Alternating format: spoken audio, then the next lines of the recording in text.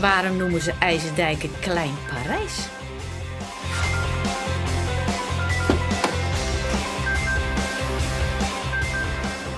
Op naar de deskundige.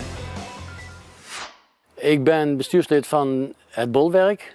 En ik ben ook, omdat ik hier in IJserdijken kwam wonen, geïnteresseerd geraakt in de historie van de streek en met name van IJserdijken.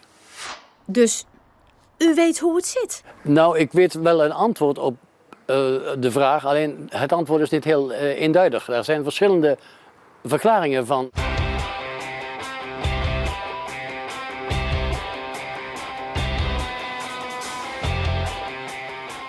Zo, op weg naar het antwoord.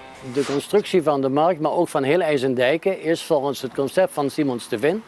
En Simons de Vin die heeft zich in de inrichting van de vesting IJserdijken rond 1600 laten inspireren door het plan van Parijs. Vandaar Petit Paris. De tweede verklaring is gelegen in het feit dat hier rond de markt, zoals je kunt zien, een heleboel cafés lagen met Franse namen.